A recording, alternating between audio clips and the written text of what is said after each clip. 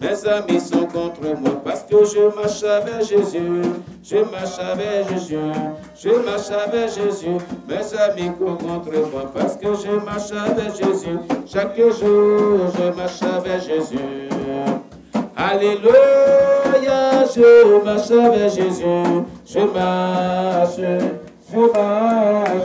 Alléluia, je marche avec Jésus. Chaque jour, je marche avec Jésus. Mes amis sont contre moi parce que je marche avec Jésus.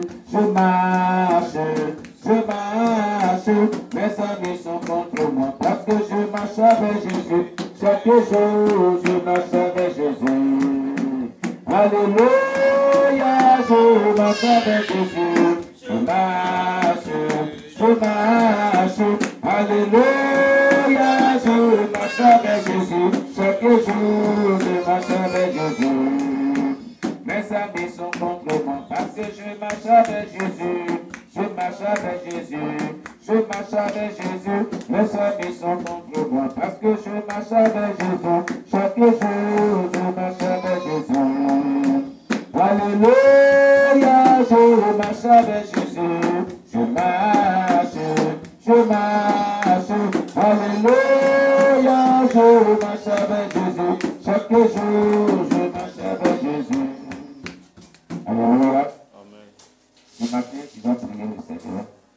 Tu vas dire à Dieu, Dieu qui a déclaré par son Fils Jésus-Christ dans sa parole, que nul ne vient à moi si le Père l'attire à moi, d'attirer nos bien-aimés à lui ce matin dans ce lieu. Prions le Seigneur notre Dieu. Je te loue, je te rends toute la gloire, mon Dieu, mon roi. La parole déclare que nul ne vient à toi, Jésus-Christ, si le Père l'attire à toi. C'est pourquoi, notre Dieu, nous te prions d'attirer à toi tous nos bien-aimés frères et sœurs en Christ, dans le nom puissant de Jésus-Christ, nous envoyer dans ta présence, toi le Saint des Saints, toi le Roi des rois, toi le rocher des âges. Attire-les à toi, mon Dieu, mon roi, et envoie-les dans ta présence, pour la seule gloire de ton nom. Tu es Dieu dans les cieux, sur la terre. L'Éternel agit, l'Éternel manifeste ta grâce, l'Éternel glorifie ton nom, car tu es vivant. Envoie-les dans ta présence, car tu es le Saint des Saints, le Roi des rois, le rocher des âges, au nom puissant de Jésus. Attire-les à toi, au nom puissant de Jésus. Je te prie de te manifester puissamment. Je te prie de l'envoyer dans ta présence, au nom puissant de Jésus-Christ. Gloire à toi, la liberté au nom de Jésus-Christ. Amen. Nous allons prier pour notre méditation depuis le matin, depuis le dimanche matin. Nous allons dire à Dieu de bénir sa parole, de nous donner la compréhension de sa parole et de nous faire du bien au travers de ce que nous allons partager ensemble de sa parole. Prions le Seigneur notre Dieu. Père éternel Dieu, nous te confions nos cœurs, nous te confions nos vies, nous te recommandons ta parole. Nous prions Jésus-Christ que tu nous parles ce matin, que tu restaures notre foi ce matin. Car la Bible déclare que la parole de Dieu est la source de restauration de notre foi. Voilà pourquoi ce matin, nous élevons ton nom. Nous te prions, notre Dieu, que tu envoies ta puissance, mon Dieu, mon roi, pour nous donner la connaissance, la compréhension, l'interprétation exacte de ce que tu voudrais que nous recevions, nous partageons ce matin ensemble. Dans ta parole, mon Dieu, mon roi, au nom puissant de Jésus, bénis ta parole, notre Dieu. À toi la gloire, Jésus-Christ. À toi la magnificence de cet esprit de Dieu. Au nom puissant de Jésus-Christ. Amen. Amen. Que Dieu nous bénisse. Que la grâce de Dieu soit sur nos vies. Bien-aimés, ce matin, nous allons donc poursuivre la suite de notre thème, de nos sujets, disons, de notre méditation de Exode chapitre 18, verset, je crois, 18 du verset 13 à 27 qu'on avait eu la dernière fois. Amen. On avait vraiment stoppé parce que cette méditation était longue. Cette étude était longue. Voilà. Et nous allons vraiment la poursuivre ce matin. Nous allons aller jusqu'au bout de cette étude ce matin. Voilà pourquoi, bien aimé, nous allons ouvrir notre texte biblique et nous allons prier. Nous allons lire, pardon, ce qu'on a déjà prié. Nous allons lire Exode chapitre 18, verset 13 à 27. Amen. Gloire à Jésus. Amen. Voilà, nous ouvrons nos Bibles. Dans le livre d'Exode, du chapitre 18, le verset 13 à 27.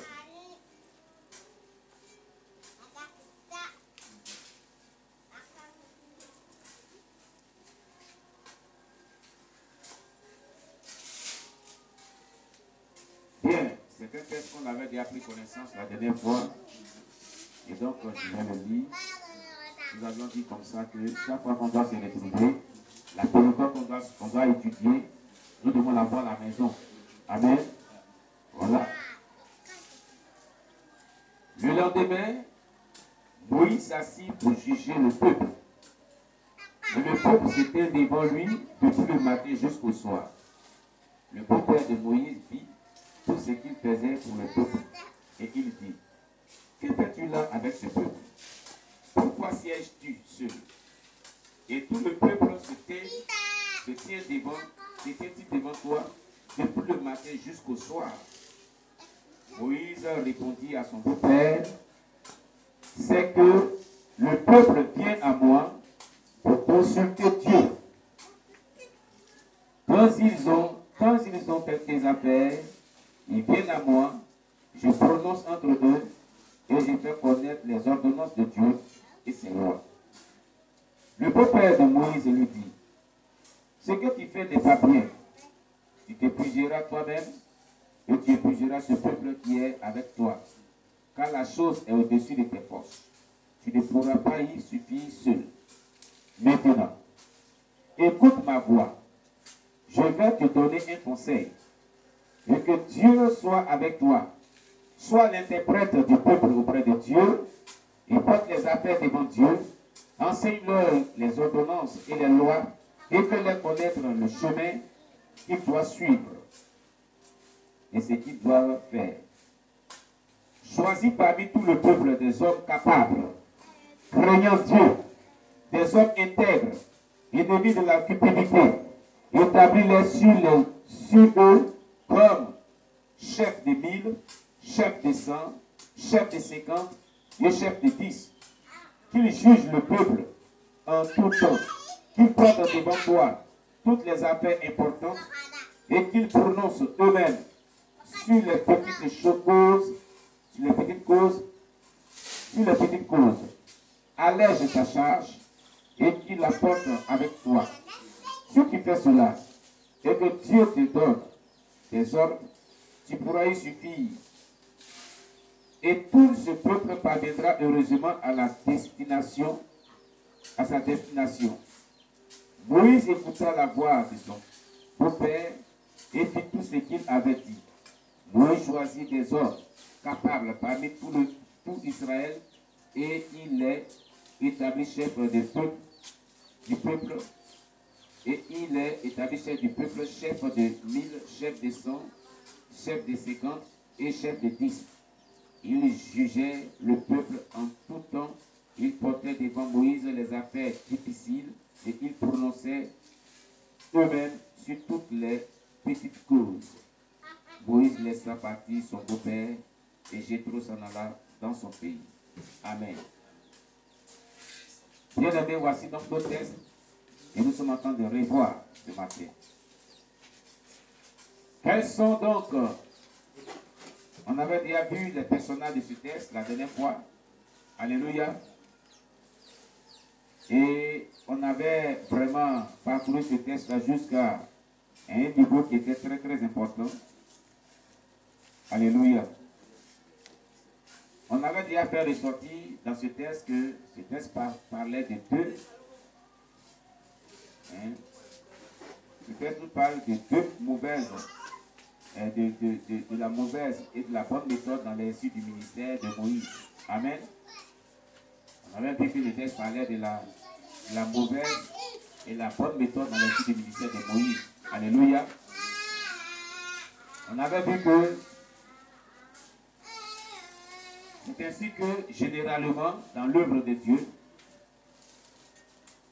des hommes de Dieu, pour certains, ont une bonne méthode, réussite de leur ministère. Pour d'autres, n'ont pas une bonne méthode dans la réussite de leur ministère. On avait dit comme cela que l'onction seule ne suffisait pas pour exercer le ministère. Amen. On avait vu que Moïse avait l'onction.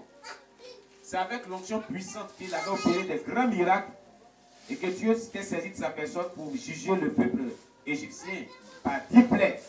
Amen. Ça, c'était l'œuvre de l'onction. C'est cette onction-là qui avait permis à Moïse d'opérer le miracle de la traversée de la mer Rouge avec le peuple. Amen. On avait vu que c'est cette même onction qui avait permis que, arrivé à Mara, où il n'y avait pas l'eau qui était douce, l'eau était amère, Dieu avait utilisé avec cette même onction pour rendre l'eau amère douce. Alléluia.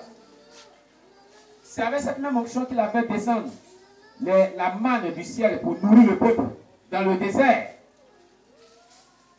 Mais ce grand Moïse que Dieu a utilisé puissamment, avec une onction miraculeuse à plusieurs reprises, avec une mauvaise méthode d'exercice du ministère, quant à gérer le peuple de Dieu, quant à ce qui concerne la gestion du peuple de Dieu.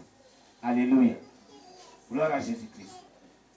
Il utilisait une méthode qui vraiment l'épuisait et épuisait le peuple aussi. Amen. Cette méthode l'épuisait et épuisait le peuple de Dieu. Alléluia. C'est ce qu'a dit Jéthro, son beau-père. Il dit, que fais-tu là avec le peuple depuis le matin? Et tu sièges seul. Depuis le matin jusqu'à le soir. Tu épuiseras le peuple et tu t'épuiseras toi seul. Et tu t'épuiseras aussi. Alléluia. À toi seul, tu ne pourras pas suffire pour cette œuvre-là. Alléluia.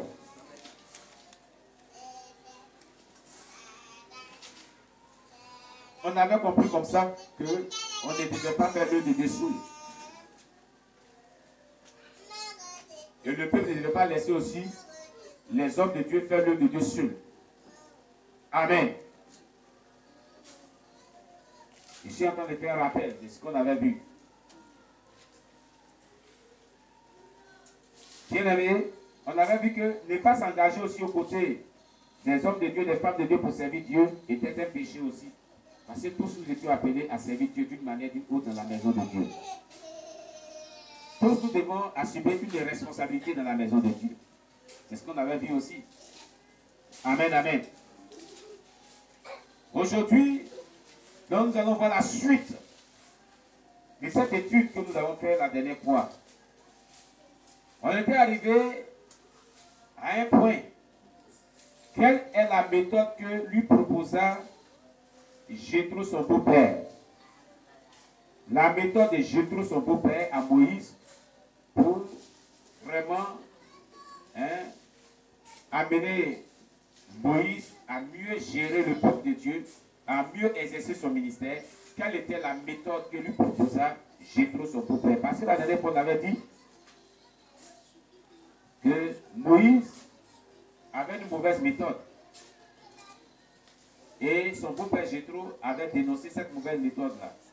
Maintenant, qu'est-ce que Jéthro lui avait proposé comme bonne méthode qui pouvait vraiment aider Moïse à mieux vraiment gérer le peuple de Dieu, à mieux servir Dieu?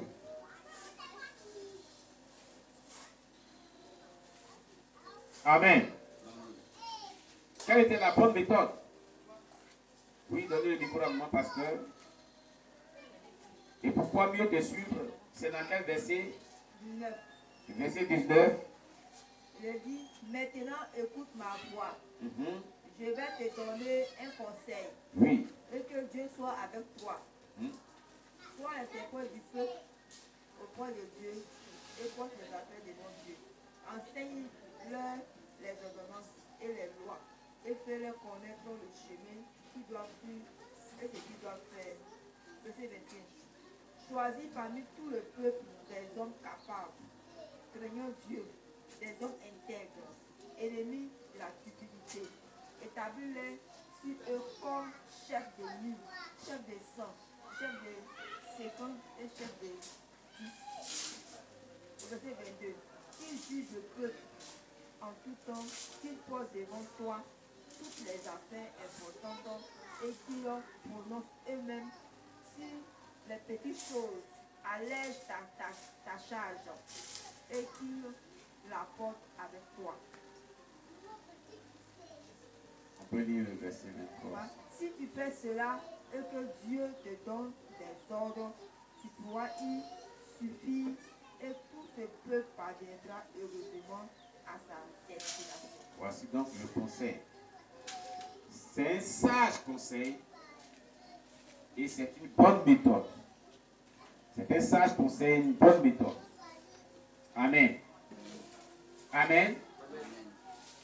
Mais cette méthode est pleine d'enseignements. Cette méthode est beaucoup riche en enseignements. Et c'est ce que nous allons voir ensemble. Alléluia. Amen. Nous allons voir tout le contenu de cette méthode et la richesse que contient cette méthode. Les leçons spirituelles que nous pouvons vraiment profiter, tirer profit de cette méthode. Nous allons voir ça ensemble. Amen.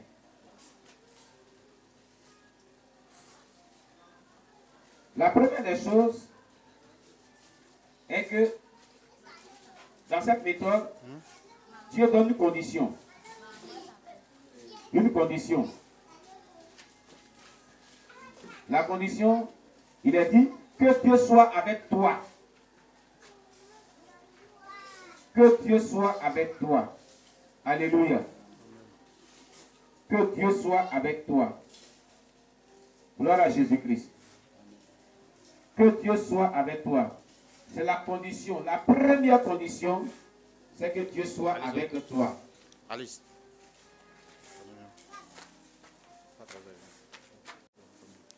Pour réussir dans l'œuvre de Dieu, il faut que Dieu soit avec celui qui œuvre pour le Seigneur. Si Dieu n'est pas avec toi, il ne peut pas avoir de réussite dans l'œuvre de Dieu. Va penser à Dieu. Pour qu'il y ait la réussite, pour que nous réussissions dans l'exercice de nos ministères, il faut que Dieu soit avec nous. Il est important que Dieu soit avec nous. Bien-aimés, vous qui me suivez à l'antenne, vous que Dieu a appelé à son service, vous qui avez un appel ministériel dans votre vie, vous qui suivez notre chaîne sur YouTube, pour réussir à une vocation selon ce test, il faut que Dieu soit avec toi. Amen. Si Dieu n'est pas avec toi, tu ne peux réussir l'œuvre à laquelle Dieu t'a appelé. Si Dieu n'est pas avec toi, tu ne peux vraiment avoir du succès dans le ministère que tu exerces. Si Dieu n'est pas avec toi, toutes sortes de méthodologies que tu employeras pour l'œuvre de Dieu ne pourront pas vraiment suffire pour que tu aies vraiment plein succès dans cette œuvre. Amen. Amen. Si Dieu n'est pas avec toi, tu ne peux pas gagner les âmes à Jésus-Christ. Tu ne peux pas faire d'eux des disciples. Tu ne peux pas vraiment prier pour eux. Tu ne peux pas vraiment exercer le ministère dans toute sa dimension. Tu ne peux vraiment donner le meilleur, le plein potentiel de ton ministère. Amen. Alors, avant de continuer, je voudrais poser la question à tous nos bien-aimés avec lesquels nous faisons cette étude. Quand est-ce qu'on dit que Dieu est avec une personne? Ou que veut-il dire par là quand on dit que Dieu soit avec toi? Quand on dit Dieu est avec une personne, en quoi cela vraiment consiste? Quels sont les signes qui attestent que Dieu est avec une personne? À quel moment on peut dire que Dieu est avec cette personne-là? C'est important, on dit que Dieu soit avec toi. C'est la condition. Alléluia. Il faut qu'on sache ce que cela veut dire. Dieu est avec quelqu'un, ça veut dire quoi? Quand on dit Dieu est avec une personne, qu'est-ce que cela veut dire? Qu'est-ce que cela signifie?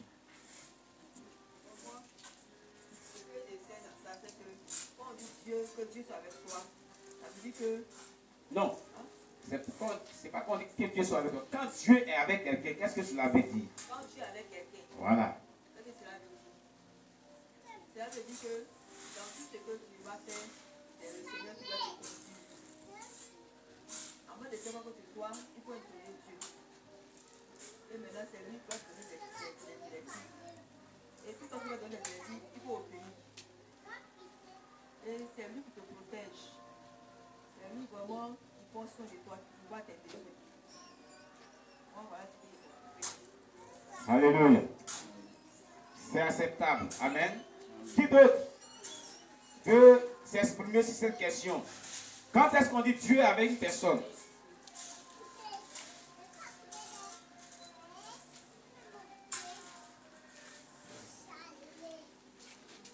Oui. Paulin? Quoi, tu as le micro? Nous sommes dans le livre d'Exode. Oui. Et nous avons vu que Dieu était avec Moïse. Oui. Parce que tout ce que Moïse demandait, Oui. Dieu exauçait. Hein. Dieu était avec Moïse parce que tout ce que Moïse demandait à Dieu, Dieu l'exauçait. Donc, pour être exaucé, qu'est-ce qu'il faut faire? Il faut écouter Dieu. Écouter Dieu, C'est-à-dire respecter ses ses principes, ses recommandations. ses recommandations. Et les conduites que son Esprit Saint indique de faire. Ok. Donc, obéir à la parole de Dieu et au Saint-Esprit. C'est ce qu'il faisait Moïse. Ce qui faisait que tout ce qu'il demandait à Dieu, Dieu lui accordait cela. Amen. Amen. Oui. Les conditions pour que Dieu soit avec personne, c'est que la personne ait une vie soumise à la parole de Dieu, soumise au Saint-Esprit. Cela va t'amener à être exaucé à tout moment par Dieu. Quand Dieu n'est pas avec personne, quand il demande quelque chose à Dieu, Dieu ne l'écoute même pas. Amen. Dieu ne peut pas l'exaucer. Au grand jamais, Dieu ne peut pas l'exaucer. Voici, bien aimé, une parole dans la Bible. Il y a un grand exemple et une déclaration d'un rabbin de synagogue, en l'occurrence Nicodème. Nicodème avait déclaré dans sa bouche que Dieu était avec Jésus-Christ. Il avait donné pourquoi, la raison pour laquelle Dieu était avec Jésus-Christ. Prenez Jean chapitre 3, lisez à partir du verset 1 jusqu'au verset 4. Vous allez voir la déclaration de Nicodème. Et en cette déclaration, nous voyons encore un aspect de la preuve qui atteste que Dieu est avec quelqu'un. Ce qui prouve que Dieu est avec quelqu'un. On va le découvrir ensemble dans Jean chapitre 3, verset 1 à 4. Quelqu'un pour lire. Jean chapitre 3, verset 1 à 4.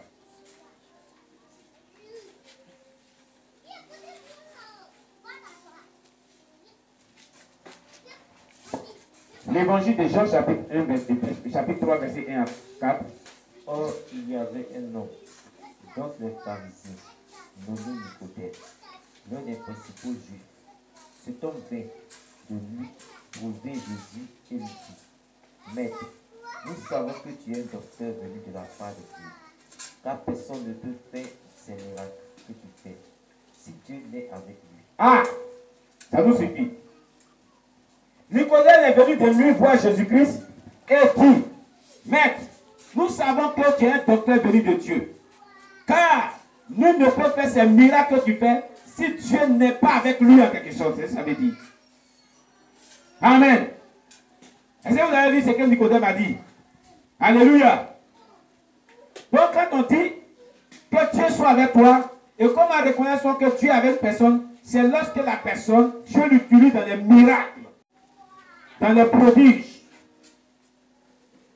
Amen. C'est ce qui est exprimé dans ce texte. Alléluia. Alléluia. On reconnaît que Dieu est avec une personne lorsque la personne opère des miracles qui viennent de Dieu. Parce qu'il y a des miracles qui viennent de Satan. Il y a les agents du diable aussi qui opèrent des miracles. ils se disent qu'ils sont serviteurs de Dieu, alors qu'ils ont des potions magiques pour opérer des miracles démoniaques. Amen. Donc il faut préciser. Alléluia. Selon ce texte, Nicodème dit à Jésus-Christ, nous savons que tu es un docteur béni de Dieu, parce que nul ne peut faire ces miracles que tu fais si Dieu n'est avec lui. Donc comment reconnaît-on que Dieu est avec quelqu'un? Selon ce texte, c'est lorsque la personne opère des miracles qui émanent de Dieu. Lorsque la personne opère des miracles. Alléluia. Lorsque la personne opère des miracles qui viennent de Dieu, à ce moment, on sait que Dieu est avec cette personne. Amen. Que Dieu nous bénisse. Donc, selon Jean 3, versets 1 à 4, je crois, si on doit reconnaître que quelqu'un Dieu est avec lui, il va falloir que la personne soit utilisée puissamment dans une dimension de miracles et de prodiges.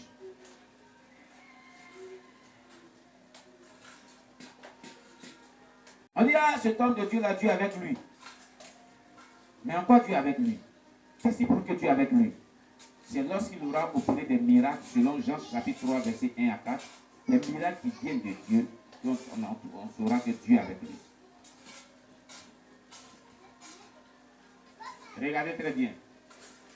Dans la Bible encore, quand vous prenez l'histoire de Daniel, lorsqu'on a jeté Daniel dans la fosse au lion, le roi a dit que ton Dieu que tu adores si bien là te délivre. Amen. Amen. Et Dieu l'a délivré. Si Dieu n'était pas avec Daniel, ce miracle ne serait pas opérationnel. Quand Daniel était avec ses 3 compagnons, alléluia, Méjach, Shadrach et Abed-Nego, alléluia. Quand ils ont dressé la statue de Nebuchadnezzar et qu'ils ne se sont pas prosternés, Nebuchadnezzar a dit qu'il les a menacés pour dire que si vous ne vous prosternez pas, on va vous jeter dans la fournaise à dents et je verrai quel est le Dieu qui va vous délivrer de mes mains. Et nous n'avons même pas à te répondre là-dessus. Voilà la réponse de Daniel. Nous n'avons même pas à te répondre là-dessus. Nous savons que notre Dieu là, nous délivrera de tes mains, ô roi. Ça veut dire quoi? Ils savaient que Dieu était avec eux. Amen. Pourquoi Dieu était avec eux? C'est ce que Paul a dit tout à l'heure. C'est parce que c'était des personnes qui marchaient avec Dieu. Quand on dit que quelqu'un marche avec Dieu, c'est une personne qui vit selon la parole de Dieu. C'est une personne qui vit selon le Saint-Esprit. C'est une personne qui est guidée par le Saint-Esprit. Et c'est ce que maman pasteur a dit tout à l'heure. Être conduit par le Saint-Esprit. Faire toutes choses par le Saint-Esprit. Ne rien faire sans que Dieu ne te ordonne de le faire. Alléluia. Une telle personne, Dieu est avec elle. Bien-aimé, si nous voulons voir donc les miracles opérationnels ici, si tu veux voir Dieu t'utiliser puissamment, si tu veux voir Dieu vraiment opérer des miracles au travers de tes mains, toi qui m'écoutes ce matin, il va falloir que tu marches avec l'Esprit de Dieu. Tu vis selon la parole de Dieu. Tu vis selon le Saint-Esprit. Tu te laisses conduire par le Saint-Esprit. Là, tu verras les signes et miracles t'accompagner dans ton ministère, dans les suites de ton ministère. Et l'on dira à ce moment-là que Dieu est avec toi. Amen, amen. Lorsque le peuple babylonais de son roi Nebuchadnezzar ont vu qu'il y avait une 4e personne dans la fournaise ardente, il a dit, n'avons-nous pas jeté 3 personnes dans la fournaise ardente? Mais je vois une 4e personne dont le visage brille comme le visage d'un Dieu qui marche avec eux. Oh, voilà. Dieu était avec eux dans la fournaise ardente. Dieu était avec Méjach, Shadrach, Abed-Nego, Daniel, ses 2 compagnons, dans la fournaise ardente. Il marchait avec eux dans les flammes de feu. Oh, alléluia.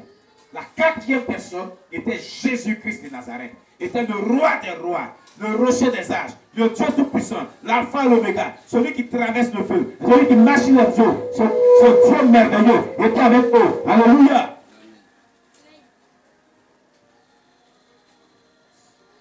Cela veut dire quoi? Même quand tu es dans les épreuves les plus difficiles, quand tu marches dans le feu, quand tu es attaqué, mais si Dieu est avec toi, rien ne t'atteindra, rien ne te fera du mal. Même le feu n'a pas pu les brûler, parce que Dieu était avec eux dans la fournaise ardente. Bien-aimé, il est important que Dieu soit avec nous.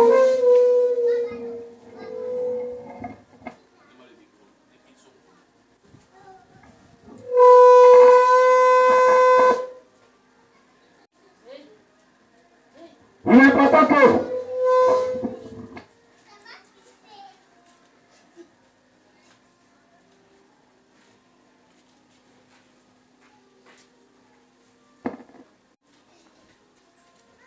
bien-aimé,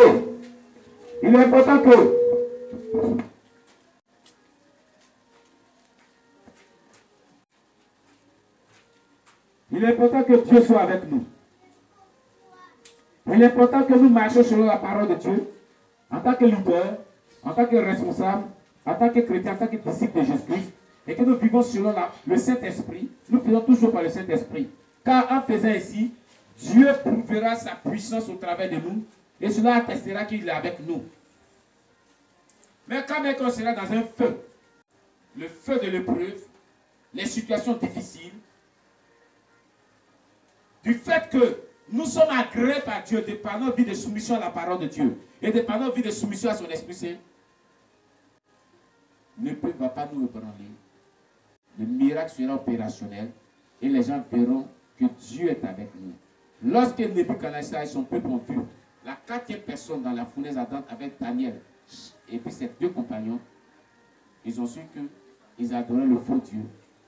Dieu, le véritable Dieu, n'était pas avec eux. Donc ils se sont convertis en disant, à partir d'aujourd'hui, dans tout mon royaume, que toute personne adore le véritable Dieu, le Dieu de Daniel et ses compagnons. Lorsque les enfants de Dieu prouveront par des signes, par des miracles, de par une bonne relation avec Dieu, qui va engendrer des signes, des miracles dans la vie, des personnes diront que nous devons adorer le Dieu qui adore telle personne, tel chrétien, tel homme de Dieu, parce que il a prouvé qu'il est le véritable Dieu. Il a prouvé que le véritable Dieu est avec lui. Alléluia. Voilà d'où vient la nécessité de développer une bonne relation avec Dieu qui est basée sur une vie de soumission à la parole de Dieu et au Saint-Esprit et la marche par le Saint-Esprit. Pour que les signes, les miracles, les produits se perdent. Amen, amen. Amen, amen. Amen. Cela est très important. Gloire à Jésus-Christ. Amen. Alors, la deuxième leçon spirituelle qu'on peut vraiment tirer du conseil, de la méthode de Jéthro, toujours dans le verset 19 à 23, il dit, sois l'interprète du peuple auprès de Dieu. Sois l'interprète. Après avoir dit que Dieu soit avec toi, la condition, il dit, sois l'interprète du peuple auprès de Dieu. C'est pas ça? Il dit, et que Dieu soit avec toi, sois l'interprète du peuple auprès de Dieu. Amen. Un leader, d'abord, Dieu doit être avec lui. Parce qu'il doit être un modèle de ce qu'il prêche, ce qu'il enseigne. Donc il doit obéir à la parole de Dieu, obéir au Saint-Esprit. La deuxième des choses est que le leader, le pasteur, doit être l'interprète du peuple auprès de Dieu. Un interprète, c'est qui? Qu'est-ce que c'est qu'un interprète? Donnez le micro à Poulain. Qu'est-ce que c'est qu'un interprète?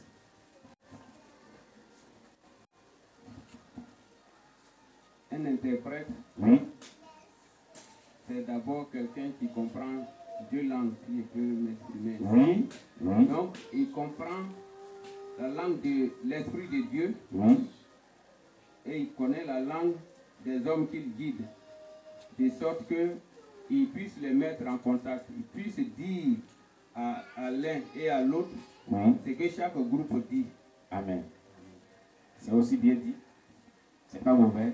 C'est bon. Sinon, un interprète aussi, c'est quelqu'un qui explique ce que ne comprennent pas les personnes. Voilà. Ce que les personnes ont du mal à comprendre et connaître. Il explique cela. Il traduit cela pour que les gens puissent mieux comprendre ce qu'il a dit à l'autre. Amen. Un interprète aussi, c'est quelqu'un qui explique le contenu d'un livre. Alléluia. Il interprète cela C'est pour ça qu'il y a l'interprétation de la Bible. Alléluia. Il interprète cela à ceux-là qui ne connaissent pas, qui ne maîtrisent pas les contours de ce livre. Le contenu de ce livre. Amen. Donc, j'ai trop d'être en train de dire que Moïse, tu dois être l'interprète du peuple auprès de Dieu. Regardez ce qu'il a dit. Du peuple auprès de Dieu. Est-ce que Dieu ne comprend pas toutes choses? Regardez si Moïse doit être l'interprète du peuple auprès de Dieu. C'est-à-dire Moïse doit expliquer les choses à Dieu, les choses du peuple au Dieu. Est-ce que Dieu ne comprend pas? C'est pas cela qu'il voulait dire. Il voulait dire que le peuple, c'est que eux ils veulent, Moïse doit aller dire ça au peuple, à Dieu pardon. Moïse doit porter les affaires du peuple devant Dieu. Sinon Dieu connaît toutes choses. Dieu comprend toutes choses. Il est le Père des mystères. Alléluia. Je te voulais dire, Moïse, ce que veut le peuple là, c'est toi que Dieu peut écouter. Donc porte-le devant Dieu dans la prière. Les désirs du cœur du peuple là, fléchis chez nous. Porte ça devant Dieu dans la prière. Sinon, ce n'est pas que Dieu ne comprend pas les mystères, il ne comprend pas le langage. C'est lui qui a créé toutes les langues. Oui, maman veut dire quelque chose?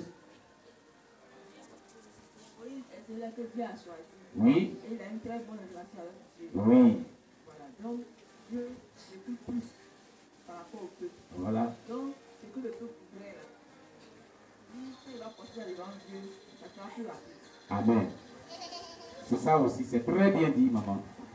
Oui, vous voulez venir quelque chose encore?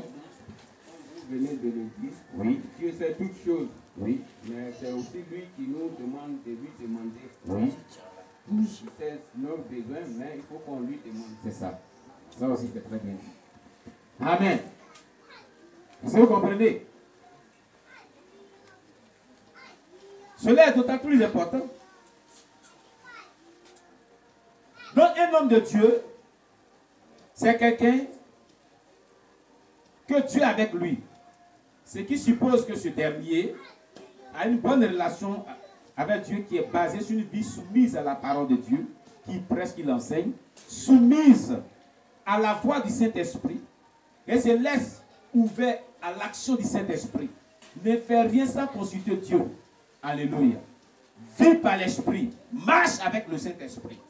Parce que voilà les conditions pour être un véritable homme de Dieu. Un véritable homme de Dieu est conditionné par cela. Parce qu'il doit être un modèle. Alléluia.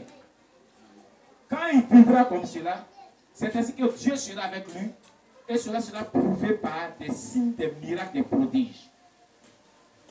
Cela sera prouvé parce que Dieu l'écoutera. Pourquoi? Parce qu'il a une bonne relation avec Dieu. Car la bonne relation avec Dieu est basée sur ces deux piliers. Une vie soumise à la parole de Dieu, une vie soumise au Saint-Esprit, à l'action du Saint-Esprit. Une vie qui ne fait rien sans toutefois consulter le Saint-Esprit. Une vie qui marche avec le Saint-Esprit. Voilà ce qui c'est qu'avoir une bonne relation avec Dieu. Et sur cela, qui ont une bonne relation avec Dieu, que de manière générale et à tout moment, que Dieu utilise puissamment, par des signes, par des miracles, par des prodiges. Ce sont des personnes qui ont dit Dieu est avec eux. Amen. Sinon, c'est ce que nous sommes en train de voir. Gloire à Jésus-Christ. Alléluia. Alléluia. Amen. Alors, la troisième des choses, il a dit, Moïse doit porter les affaires devant Dieu. Il doit porter les affaires du peuple devant Dieu. Dans le verset 19, on lit toujours. Il dit que Dieu soit avec toi, ça c'était le premier. Sois l'interprète du peuple, deuxième. Et porte les affaires devant Dieu. Les affaires, c'est quoi? Les affaires du peuple. Les besoins du peuple. Les problèmes du peuple. Les hommes de Dieu, c'est que le peuple doit comprendre aujourd'hui que les hommes de Dieu, dans leur rôle, se chargent de vos besoins. se charge de vos sujets, se charge de vos besoins, vos sujets, vos problèmes, et les transporte dans la prière, dans le jeûne, devant Dieu. Vous voyez? Donc, être un homme de Dieu, être un servant de Dieu, ce n'est pas vraiment un jeu. Parce que c'est une lourde charge. Et la charge, elle est sacrée. Alléluia. Un homme de Dieu véritable, selon ce texte, porte les affaires du peuple devant Dieu. C'est-à-dire se charge du fardeau, se charge des besoins, se charge des problèmes du peuple dans les moments de prière et jeûne devant Dieu. Porter les affaires du peuple devant Dieu, veut dire quoi? Prier, jeûner en faveur des besoins du peuple de Dieu. Prier, jeûner pour les besoins du peuple de Dieu jusqu'à ce que Dieu intervienne à leur faveur. Est-ce que cela veut dire?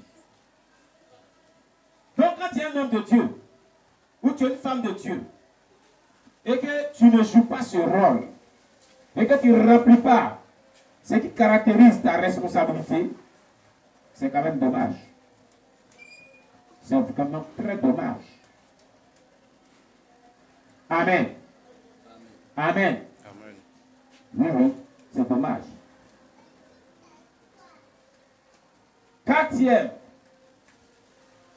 Quatrième élément qui compose la méthode ou le sage conseil que Dieu prodigue à Moïse, les choses au travers de Jéthro, Dieu prodigue à Moïse au travers de Jéthro est: enseigne-leur les ordonnances et les lois. Vous voyez? Enseigne-leur les ordonnances et les lois. C'est pas ce qu'on voit dedans? Il dit au verset 20, enseigne-leur les ordonnances et les lois. Enseigne-leur les ordonnances et les lois. Tu ne peux pas être un leader sans toutefois enseigner. Un jeune serviteur de Dieu était venu me voir ici, c'est un évangéliste. Et il disait comme cela que il voit sur le tableau, puisque il enseigne les gens ici, je suis un formateur à l'Institut pastoral, à la faculté de théologie de Réma d'Indigo, je suis le principal, parmi tous les formateurs. Alléluia. Donc, j'enseigne beaucoup les gens. Mon ministère est basé sur l'enseignement. Je suis un formateur. Donc, il est venu me voir et il disait comme ça que ah, c'est ton ministère, toi tu enseignes où? Toi tu dois enseigner les gens. Non. Selon ce qu'on est en train de méditer ici, c'est que tous ceux qui sont appelés à un ministère quelconque sont appelés à enseigner.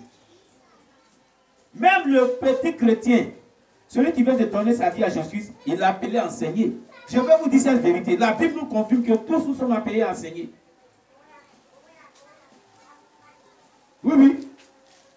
La Bible nous confirme que tous les chrétiens sont appelés à enseigner. Vous ne savez pas cela? Donc, ce qui veut dire quoi? Un enseignant de la parole de Dieu est celui-là qui est appelé à servir Dieu. Nous sommes tous appelés à servir Dieu. Je l'ai développé dans l'un de mes livres, qui est intitulé « Comment préparer un sermon biblique et le prêcher avec efficacité ». Tome 1, tome 2, tome 3. C'est en 3 tomes. Et aussi l'un de mes livres, le premier livre qui est sorti, qui est « Comment prospérer dans la vision à laquelle Dieu nous a appelés ». Je l'ai aussi expliqué dedans. Nous sommes tous appelés à enseigner Dieu. Je vais prendre quelques aspects pour vous faire comprendre cela. Ce qui veut dire que quoi? Tout leader, tout pasteur, tout serviteur ou servant de Dieu doit vraiment enseigner ce que Dieu lui a prescrit à son peuple. Au peuple sur lequel il est établi, disons. Alléluia. Alléluia. Mais les preuves bibliques qui attestent que Dieu a appelé chaque personne à enseigner, nous allons les voir.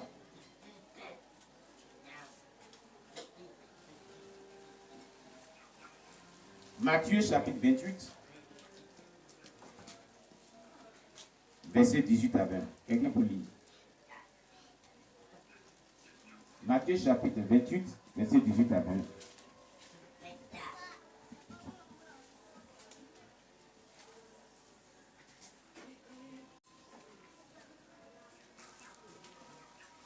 Et Jésus, s'approchant, leur parla et leur dit, toute puissance m'a été donnée dans le ciel et sur la terre. Allez donc et instruisez toutes les nations, les baptisant au nom du Père, du Fils et du Saint-Esprit, et les apprenant à garder tout ce que je vous ai commandé. Et voici, je suis avec vous tous les jours, jusqu'à la fin du monde. Amen. Les deux derniers versets. Allez donc et instruisez toutes les nations, les baptisant au nom du Père, du Fils et du Saint-Esprit, et les apprenant à garder tout ce que je vous ai commandé. Et voici, je suis avec vous tous les jours, jusqu'à la fin du monde. Amen. Ça, c'est la version Osterwald. Dit que expliquer, apprenez. Apprendre veut dire enseigner. Apprenez veut dire enseigner. La version Louis II dit, allez, faites de toutes les nations des disciples, les baptisez au nom du Père, du Fils et du Saint-Esprit, et enseignez-leur tout ce que je vous ai prescrit. Alléluia. C'est ce que la version Louis II dit. Amen. Mais Jésus s'adressait à qui? À ses disciples. N'est-ce pas? À ses disciples, non? Alléluia. Et ses disciples devaient faire quoi? Ils devaient faire des disciples toutes les nations. En quoi faisant? En les enseignant. Et donc toutes les nations, c'est qui? C'est tous les habitants de la terre. Donc si tous les habitants de la terre sont appelés à être des disciples, donc nos convertis, ceux qui se convertissent à Jésus-Christ doivent être des disciples. Donc les disciples enseignent d'autres personnes. Ce qui veut dire quoi? Tous ceux qui font partie du peuple de Dieu, qui doivent être des disciples, sont appelés à enseigner. Est-ce que je l'avais dit? Sont appelés à enseigner. Amen. Donc quand un leader dit que non, il n'est pas appelé à enseigner, moi il dit il ne sait pas c'est quoi, il ne sait pas ce qu'il dit. Parce que là il ne comprend pas les Saintes Écritures. Tout leader est appelé à enseigner. Tout leader est appelé à enseigner. Une deuxième preuve biblique. Hébreux, chapitre 5, verset 11 à 13. Lisez. Hébreux, chapitre 5, verset 11 à 13. Vous allez lire. Et dans ce texte, vous allez voir que Dieu appelle toute personne à enseigner sa parole. Chapitre 11. Chapitre 5, pardon. Verset 11 à 13.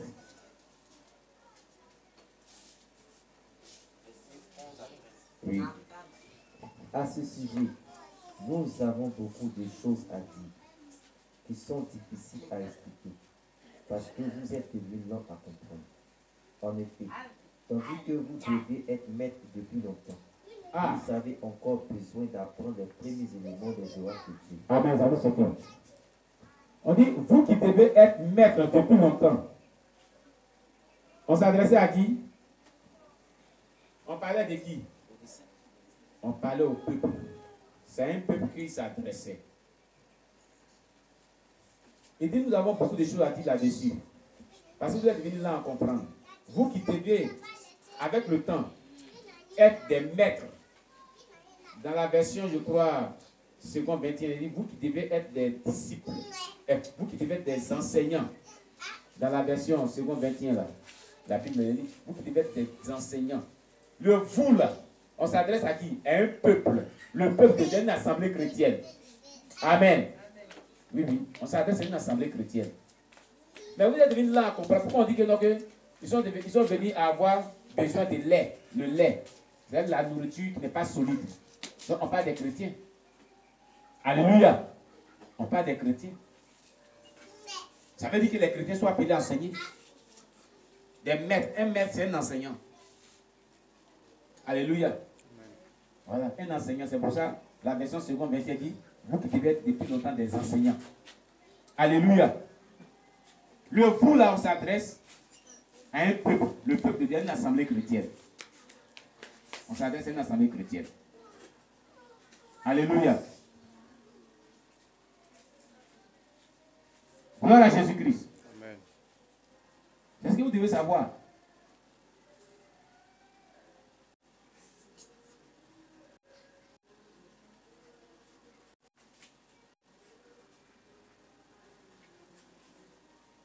Alléluia.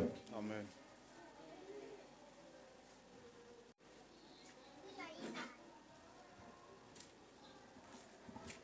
Il est important que chaque personne comprenne cette vérité. Donc, Moïse étant leader, comme nous les leaders chrétiens, était appelé à enseigner les ordonnances et les lois, c'est-à-dire la parole de Dieu. Cela veut dire faire l'étude biblique systématique avec le peuple.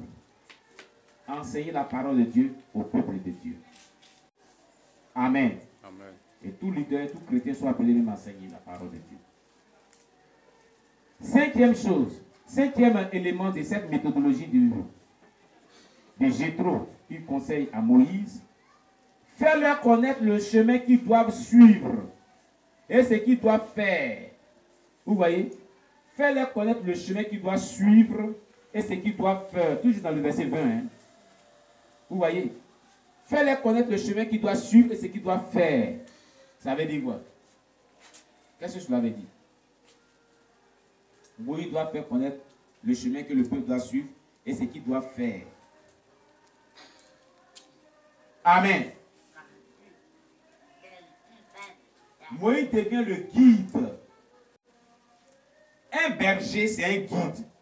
Les pasteurs sont des bergers. Le berger, quand vous voyez les bergers là, il dirige quoi? Donc il fait connaître le chemin que le troupeau doit suivre. N'est-ce pas? Alléluia. Donc tous les leaders sont appelés à guider le peuple de Dieu. C'est pour cela un fidèle ne doit rien faire aussi quelque part sans venir consulter son leader. Si tu fais toutes choses sans aller demander l'avis de ton leader, tu vas t'égarer, tu vas commettre des erreurs forcées. Dieu a établi les pasteurs, les femmes de Dieu, les hommes de Dieu, sur les assemblées chrétiennes, pour que ces derniers-là nous conduisent, nous dirigent. Quand tu es chrétien, avant d'entreprendre quoi que ce soit, c'est vrai que le Saint-Esprit parle à tout le monde aujourd'hui. C'est vrai. Et l'enfant de Dieu est appelé à consulter Dieu en toutes choses, c'est vrai. Mais il y a aussi certaines choses que Dieu ne peut pas te dire. Voilà pourquoi la force a établi quelqu'un sur toi, pour t'éclairer sur certaines choses. Donc tu dois aussi demander, pour ne pas te tromper, même si tu as reçu vraiment de Dieu de pouvoir faire quelque chose, demande à ton leader pour que Dieu passe par lui pour confirmer. Alléluia. Pour confirmer ce que Dieu t'a dit. Pour confirmer cette orientation de Dieu. Amen. Donc, il doit les faire connaître le chemin qu'il doit suivre et ce qu'il doit faire. Donc, tout leader, tout pasteur sont appelés à faire cela. À ce rôle-là, à jouer ce rôle-là sur le peuple de Dieu. Amen. C'est pas ce qui est écrit. C'est pas ce qui est écrit.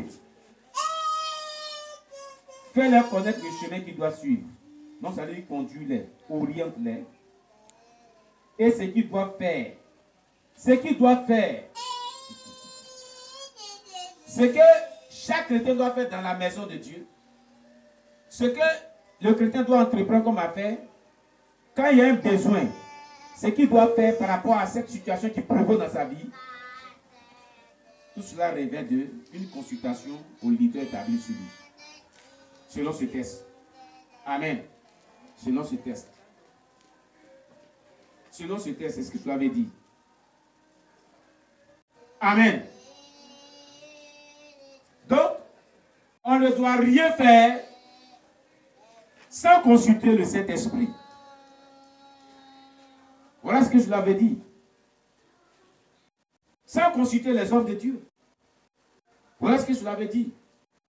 C'est ce que ce texte a dit. Pourquoi Dieu le disait à ce temps? Parce que Dieu ne parlait pas à tout le monde. Dieu parlait à Moïse seul. Amen. Donc, pour ne pas que le peuple se trompait, le peuple devait aller consulter Moïse en toutes choses. Alléluia.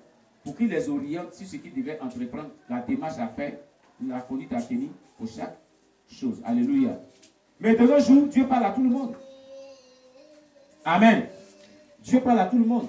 Donc tout le monde a accès direct à Dieu pour demander à Dieu de nous orienter sur ce que nous devons faire.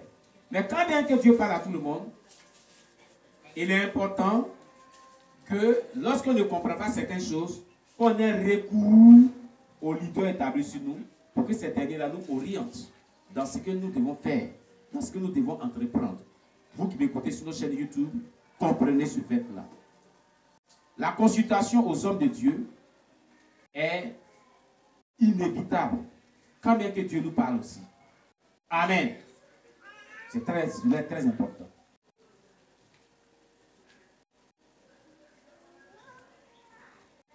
Que Dieu vous bénisse. Toujours dans le verset 20, je crois bien.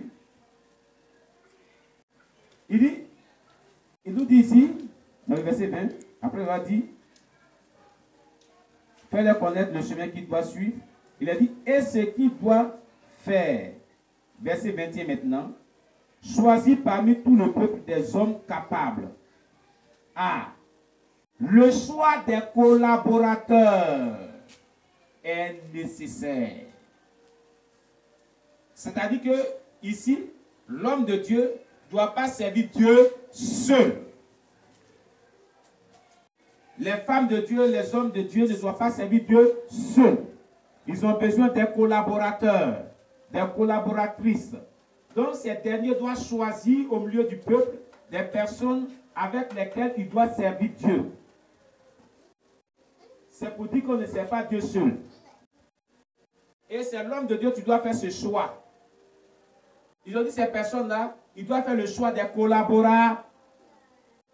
On répète avec moi, des collaborateurs.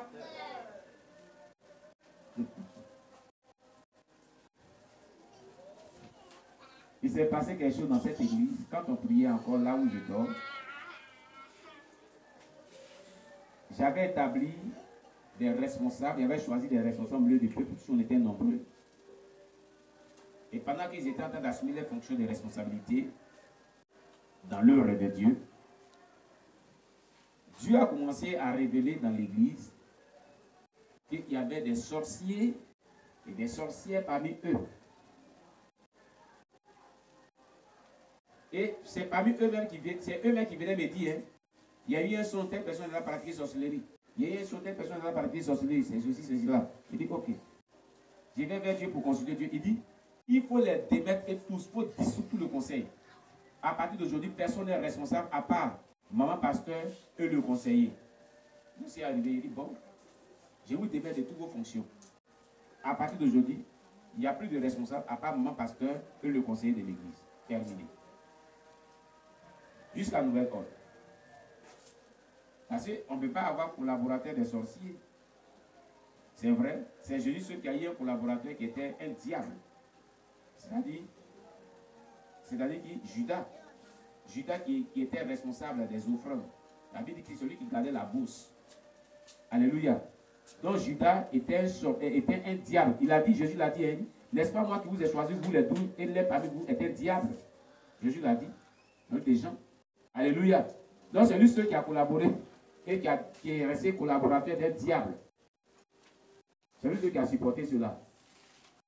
Et moi j'ai prié le Seigneur, Dieu dit, il faut les dissoudre tous. Il est fini de les dissoudre. Maintenant, déjà, le président de l'organisation était un sorcier. Il me dit, attends le rétablissement des responsables même. On a fait des mois dedans. Il dit, quand Dieu va me dire des responsabilités des gens, il y a responsabilité des gens. Mais Dieu m'a encore rien dit. Quand je ne souviens pas, il dit, mais pasteur, quand est-ce que tu as responsabilité les gens même? Il dit, quand Dieu va me dire, il faut te calmer. Dieu me révélait qu'ils étaient sorciers. Pendant qu'ils étaient responsables, ils travaillaient dans l'église. Ils avaient accès, on faisait conseil, on débattait des problèmes de l'église. Donc ils connaissaient toutes les informations de la direction de l'œuvre. Donc ils attaquaient l'église. Donc le fait qu'on les a démis, ça ne les arrange pas. Ils n'ont plus des informations. Voilà. Amen, amen. Le réseau est coupé. Le réseau informatique est coupé. Alléluia. Alors c'est comme ça jusqu'à après des mois, Dieu dit, bon, il faut établir. Et il a commencé à établir certaines personnes. C'est ce qu'il va faire, il va quitter l'église, hein, d'après lui. Quand il finit d'établir les gens, Je l'ai informé et lui, je l'ai décalé de sa responsabilité. Il a mis sur notre responsabilité. Il vient me trouver, il dit, pasteur, je vais te voir. Oui, il dit oui. Il dit, pourquoi j'ai établi les gens sans le consulter lui? Il dit, hein, le jour que tu as établi, j'avais consulté qui? Pour t'établir. Si tu m'as répondu à cette question et de manière juste, là, je vais te répondre. Il est resté là, il n'a pas répondu. L'œuvre de Dieu est théocratique. Ce n'est pas démocratique. C'est théocratie. C'est la théocratie. Il y a un seul leader que Dieu établit qui choisit. Qui établit d'autres pour collaborer. Ce n'est pas la démocratie où on consulte et puis on fait élection pour choisir. C'est pour cela dans la direction de l'œuvre de Dieu où les gens font démocratie. Ils font bulletin de vote pour choisir les présidents de leur mission là. Il y a toujours problème. Parce qu'ils ne sont pas dans la volonté de Dieu.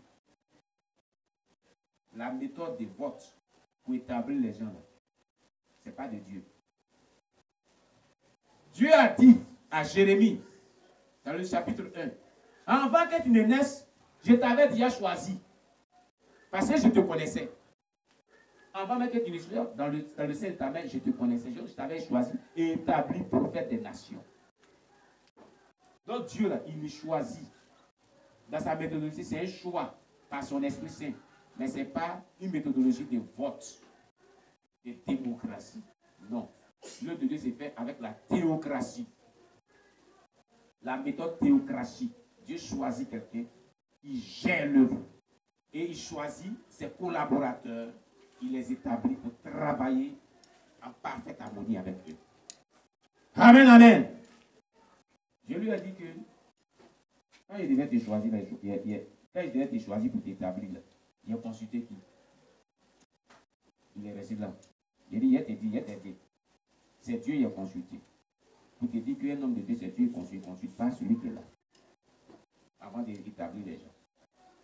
Maintenant, quand je vais t'établir maintenant là, quand on va débattre des affaires de l'église, je peux te consulter pour voir ton opinion.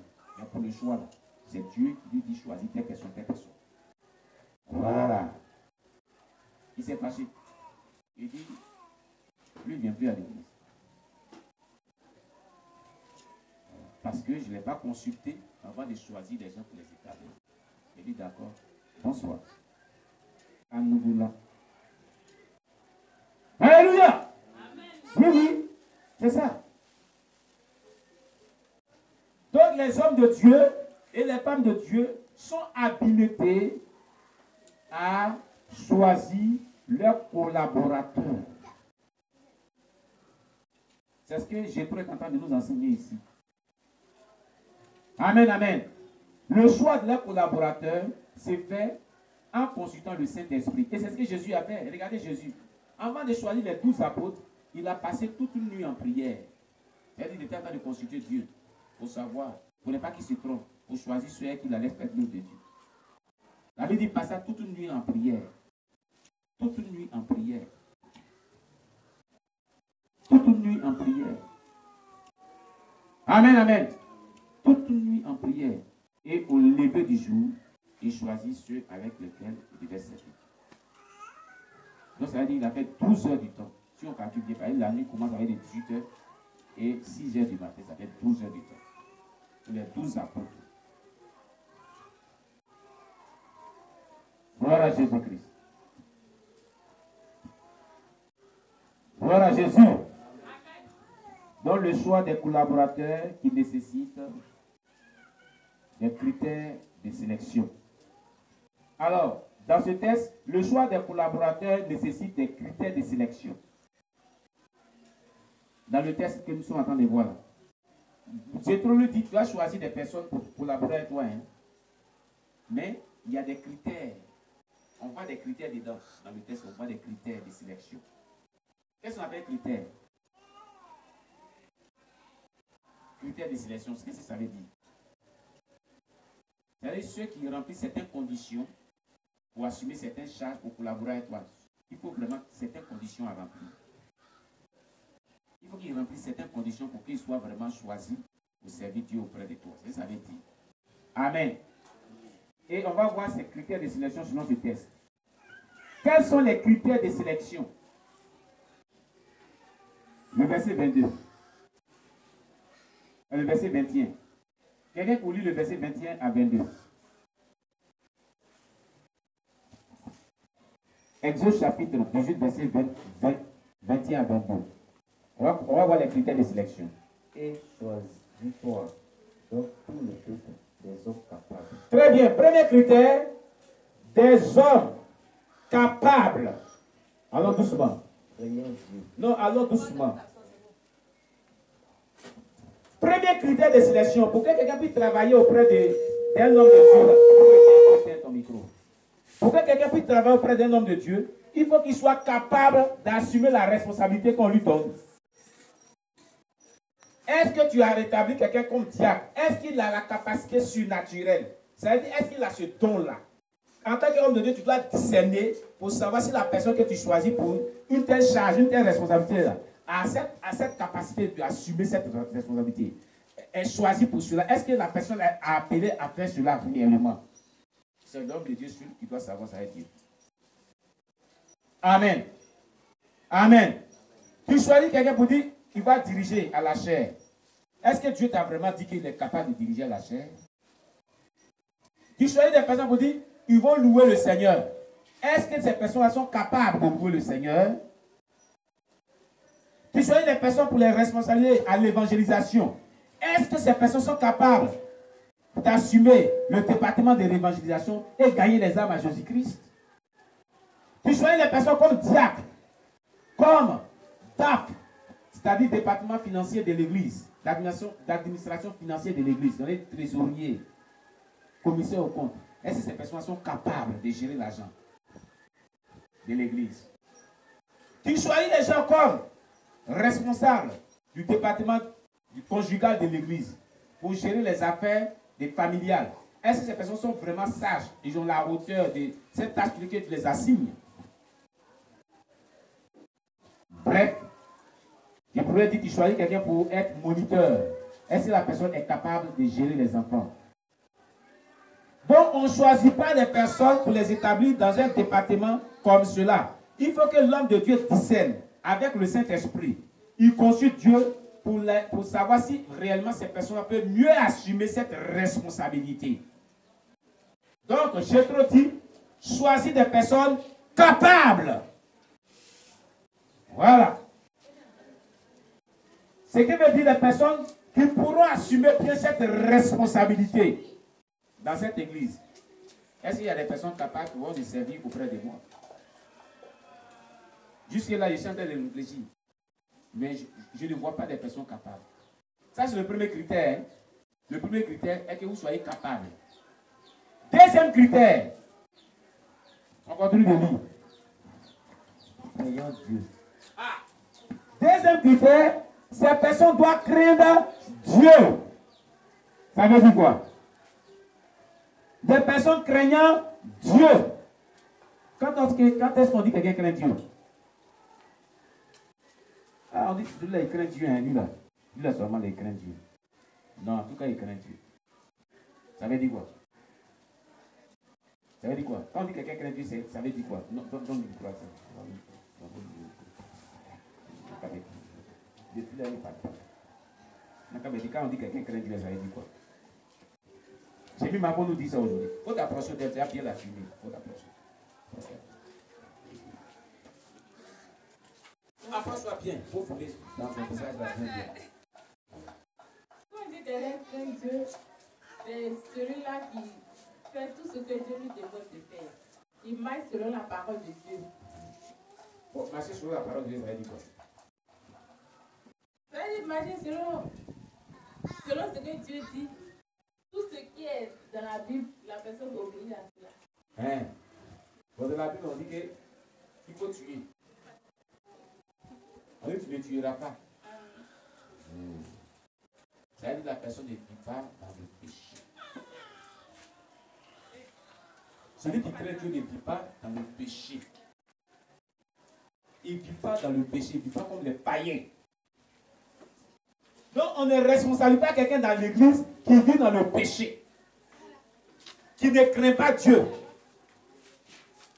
Tout ce qu'on doit responsabiliser dans une assemblée chrétienne, c'est des personnes qui craignent Dieu, qui vivent selon la parole de Dieu, qui obéissent à ce que la Bible dit, qui sont un bon exemple, comme le pasteur lui-même. À votre avis, il peut responsabiliser les gens ici. On a d'abord deuxième critère, parce qu'il y a d'autres critères. Ils viennent. Craindre Dieu veut dire quelqu'un qui a une vie basée sur une vie d'obéissance à la parole de Dieu, qui s'est repenti de tout péché, qui vit selon la parole de Dieu et selon le Saint-Esprit. C'est tout. Voilà. Il fait tout ce que Dieu lui dit. Quelqu'un que Dieu parle, qui marche par le Saint-Esprit, qui marche selon la parole de Dieu, qui ne vit pas comme les païens, qui ne vit pas dans le péché. Une personne, telle personne dit, elle craint Dieu.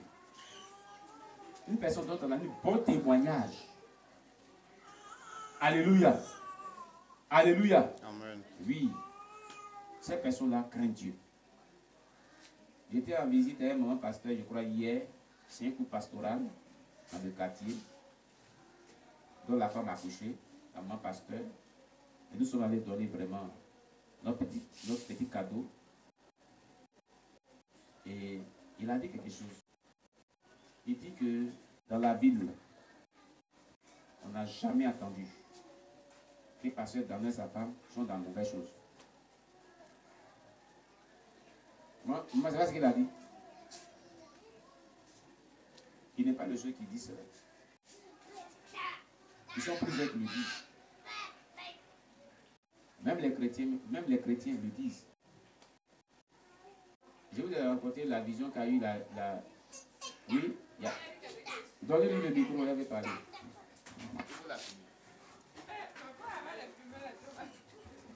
Alléluia. Ce qu'il vient de dire là, c'est vrai. Parce que papa le père de mes enfants là, quand mon mari papa venait nous rendre visite dans les débuts, souvent même à 22 heures, il peut venir nous rendre visite. Ou sur les sites bibliques là. Il dit, ah, Karine, vraiment, les deux là, on dirait que c'est Dieu même qui les envoie. D'après leur mission qu'ils font sur la terre, en tout cas, c'est vraiment l'œuvre de Dieu. Parce qu'à chaque fois, ils viennent nous donner visite, ils parlent de la parole de Dieu, et puis ils vont. Et puis, c'est pas dit seulement, ils font ça partout. Là, moi, je leur dis, hein, où tu les as mis? Il dit, non, que souvent même là, au quartier soleil là-bas, là, quand ils viennent là-bas, souvent, je les vois, mais comme je suis en moto, là, je les vois passer. Et puis, ils sont tous là à deux, hein. Madame, il me dit, ils sont devant. Quand tu vois l'autre devant, tu vois l'autre derrière. Donc, c'était un peu ça. Alléluia. Que le nom de Dieu soit béni. Amen. Soyez des modèles. Soyez des exemples. On n'établit pas quelqu'un comme responsable dans une église qui vit dans le péché, qui vit dans le mensonge, qui vit dans la fornication, qui vit dans la dépossession, dans l'adultère, dans l'alcool. Oh, j'étais vraiment chagriné. Et la mauvaise théologie de nos jours, il y a des personnes qui ont une mauvaise théologie de nos jours, qui disent que responsabiliser les gens quand ils viennent dans l'église, donner une responsabilité, même si tu ne connais pas, il faut le responsabiliser. Il ne faut pas qu'il quitte l'église, ça fait un. Et puis avec le temps, tu vas corriger sa vie. C'est pas ce que la Bible dit. Eux, ils font l'inverse de ce que la Bible dit. Les conditions pour responsabiliser les gens là. Il faut qu'ils craignent Dieu. Les gens vivent dans le péché, dans la fornication, ils sont chantres. Ils sont domologues, ils chassent des démons. Ils sont responsables, ils sont diacres.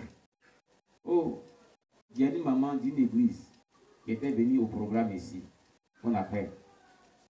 Elle disait que, il veut taire son nom, puisque souvent même quand on dit Nicolas, elle dit non, il faut pas l'appliquer. Elle disait que dans l'église, le président à l'organisation, c'est-à-dire que le président du conseil de l'église, un monsieur qui n'est pas oublié, il boit. C'est un ivrogne. Un jour, un samedi, il est sorti. Il a bu jusqu'à peine il était sur ses pieds. Il est rentré vers 4h, 5h du matin. Et sa femme lui dit, mais qu'est-ce que tu fais là? Tu sais que toi, tu es responsable et puis tu dois comme ça. Il a giflé bien sa femme. Il a frappé sa femme propre. défigurer sa femme. Le matin, pour que la dame parte à l'église, elle a honte. Quand on lui demande, qu'est-ce que tu as eu? Elle ne peut pas dire que c'est ton mari qui m'a fait ça, parce qu'elle aussi elle est responsable à l'église. Les gens lui demandent, elle ne peut pas dire, parce qu'elle a honte. Mais à qui la faute? C'est le pasteur qui est dans cette église-là qui les a établis. On n'établit pas quelqu'un qui n'a pas une bonne vie, qui ne craint pas Dieu. Dans nos églises aujourd'hui, la plupart des congrégations chrétiennes, les gens vivent mal dans le péché, dans le mensonge, dans l'ivrognerie, dans l'alcoolisme, dans l'adultère, dans la drogue. On les rétablit comme des sorciers, des sorcières, des gens de mauvaise vie. On les établit comme des responsables. Les gens qui ne craignent pas Dieu. C'est malheureux de le constater. Donc, deuxième critère, craignant Dieu. Troisième critère, on lit toujours. On lit toujours. Prends le micro. Des hommes fidèles. Très bien. Là-bas, dans la version Osterval, on dit les hommes fidèles. Mais ici, il est dit intègres. Les hommes intègres. Amen. Alléluia. Intègres. Les hommes de vérité. Donc, un homme intègre, c'est un homme qui est fidèle à la parole de Dieu, fidèle à celui qui l'a établi. Un homme de vérité qui ne vit pas dans le mensonge. Un homme qu'on ne peut pas corrompre si facilement. Voilà. Voilà les personnes qu'il faut responsabiliser dans l'église. Voilà les personnes, voilà les critères de responsabilisation. Est-ce que ces personnes ont rempli ces conditions pour qu'on les responsabilise? D'abord, parce qu'on a vu que l'œuvre de Dieu, on ne peut pas faire ça sur lui. Quels sont ceux qui ont fait l'œuvre de Dieu? Les gens ont levé les doigts ici. Hein? Voici les critères. Hein? Aujourd'hui, on montre les critères.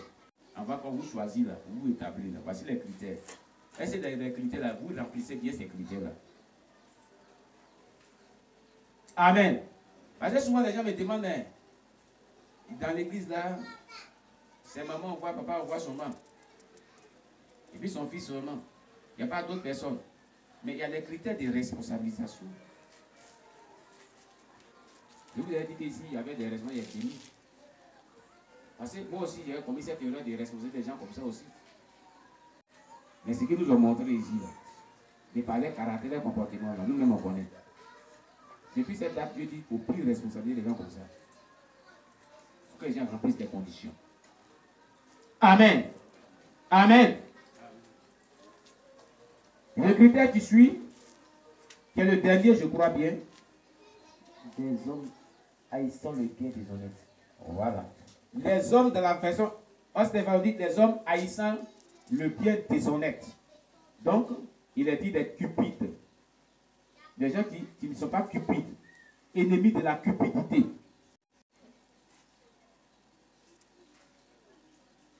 La Bible semaine nous dit quoi? Jimima.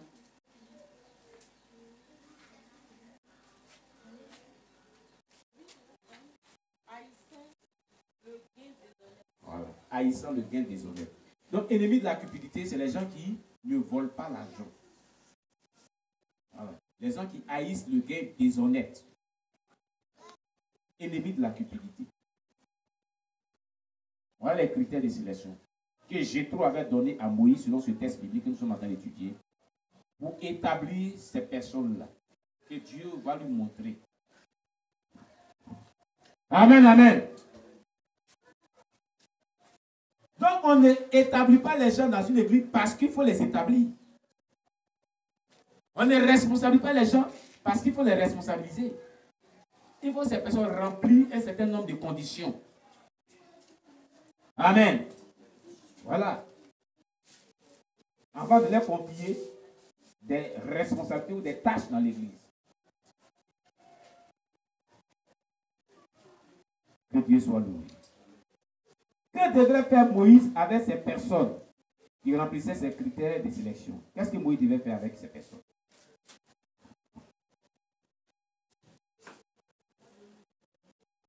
Amen. Il devait les établir sur les chefs de milliers, les chefs de centaines, les chefs de cinquantaine et les chefs de dizaines. Amen. Il devait les établir sur les chefs de milliers, centaines et dizaines, cinquantaines. Donc, ça veut dire que quoi? On ne responsabilise pas parce qu'il faut responsabilité. C'est quand l'église, on voit beaucoup de personnes dans l'église qu'on commence à responsabiliser. Ça veut dire qu'il y a un travail à faire pour qu'on responsabilise les gens. Qu'est-ce que ça veut dire? Alléluia. Il y a un travail à faire. Gloire à Jésus-Christ. Quand les gens sont nombreux, c'est là qu'on responsabilise. Est-ce qu'on est nombreux? Maintenant, pour que les gens soient nombreux là, comment on travaille pour que les gens soient nombreux? Qui doit travailler? Quels sont ceux qui doivent travailler? Pour que c'est une seule personne qui doit travailler. Amen. Comment les gens deviennent nombreux dans une église? C'est à quoi faisant que les gens deviennent nombreux? En évangélisant. D'accord? Ici dit en évangélisant. Mais qui évangélise? Quelqu'un pour répondre? Avec le micro. Qui évangélise?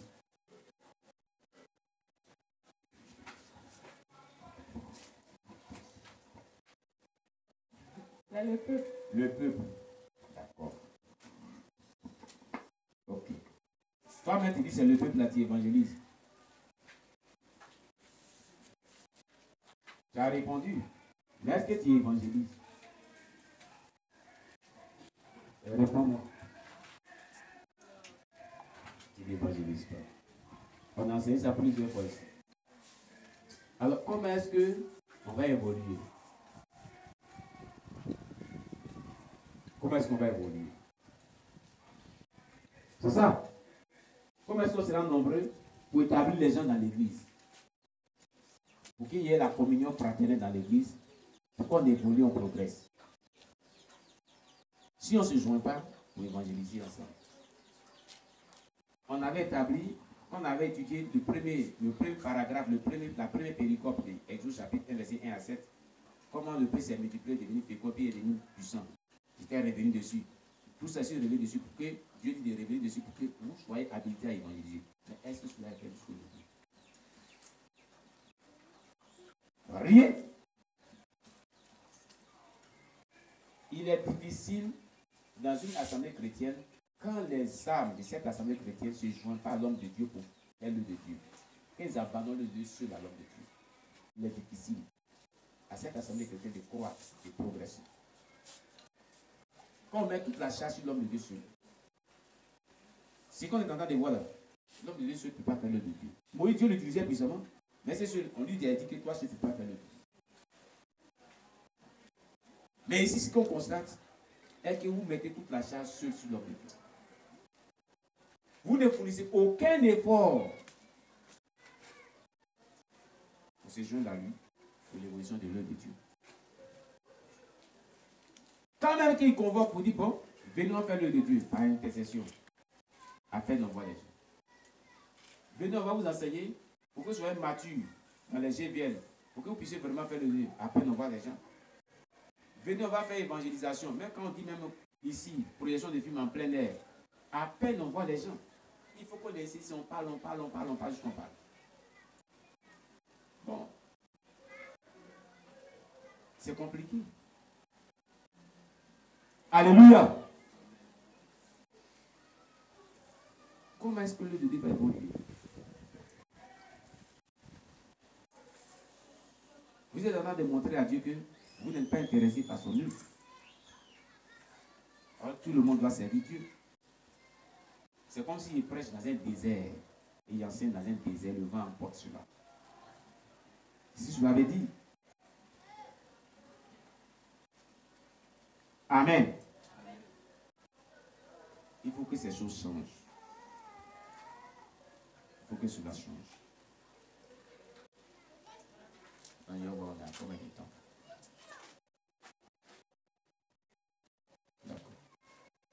Il faut que cela change.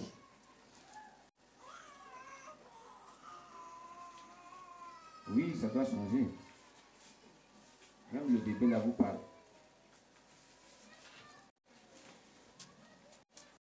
Donc, une église, on responsabilise les gens, 100 personnes, 1000 personnes, 50 personnes, 10 personnes, lorsqu'il y a beaucoup de fidèles.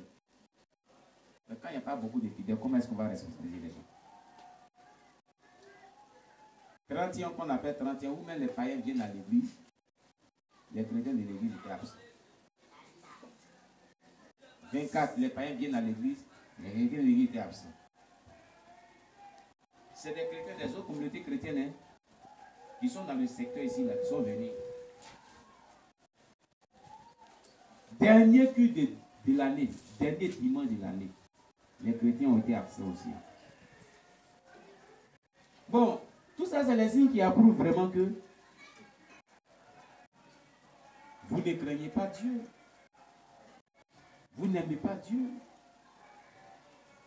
C'est la vérité. Oh. Ce qui est bon là, est que c'est la parole de Dieu qui le dit, ce n'est pas moi qui le dis. Et vos actes, votre conduite témoigne de cela bien. Donc permettez que je le dise aussi. Il n'y a eu que quelques éléments sombres. Et la famille du pasteur, je peux les compter du doigt même. Il y a eu Paulette, il y a eu Kétia, et ma petite famille. Et quelques-uns du quartier qui disent que l'église est loin, puis il y a des voleurs dans la descente, il y a des voleurs visiter du quartier, donc ils ne veulent pas aller dans les communautés, ils sont venus ici. C'est fini, hein? Tout le reste, on a oublié l'église, on a oublié le pasteur, on a oublié.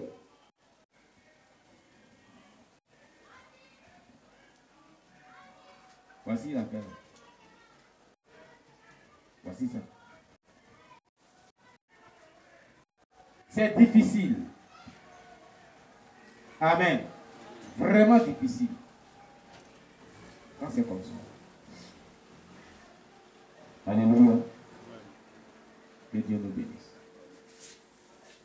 Alors, que devait faire Moïse avec ces personnes qui remplissaient ces critères de sélection? Qu'est-ce qu'il devait faire avec eux? Selon le test. Que devait faire Moïse avec ces personnes? On a déjà dit ça, hein?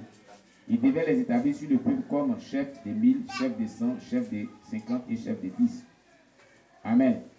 Quel rôle devaient jouer ces différents chefs? Quel était leur rôle qu'ils devaient jouer? Quelqu'un lit le verset 22 pour nous, vite, vite. Quel rôle que ces personnes devaient jouer? Et qu'ils jugent le peuple en tout temps. S'il y a de grandes affaires, qu'ils te les rapportent, mais qu'ils jugent eux-mêmes toutes les petites causes. Allège ton fardeau et qu'ils le portent avec toi. Amen. Comme le dit ce texte, premièrement, il devait juger le peuple en tout temps. Vous voyez pourquoi on a dit qu'il devait avoir de bonnes vies là? Il devait être un modèle avant de juger les gens. 2, il devait porter toutes les affaires importantes devant Moïse. 3, il devait prononcer sur les petites causes. 4, il devait porter la charge de Moïse aussi. C'est-à-dire que la responsabilité de Moïse, il devait partager ça avec lui. Vous voyez? 5, ainsi sa tâche serait allégée. C'est-à-dire, le fardeau de l'œuvre là ne serait pas trop sur Moïse. Ça doit être léger. Mais ici là, on met tout le fardeau sur moi. C'est le pasteur qui a fait ça. Le de Dieu là, c'est très lourd. Alléger la tâche à vos pasteurs. En vous impliquant dans l'œuvre de Dieu. En servant Dieu auprès de lui. Mais personne. Les critères même de sélection, mais beaucoup ne les remplissent pas. Amen. Amen. Vous voyez? Alors, c'est difficile. C'est difficile. Alors, nous venons de voir ensemble deux types de méthodes. Quelle est la bonne méthode? On vient de voir ensemble deux types de méthodes. La méthode de Moïse qu'il employait et la méthode de Jéthro, son beau-père, qui lui a conseillé. Quelle est la bonne méthode de ces deux méthodes-là dans l'œuvre de Dieu? Quelle est la bonne méthode?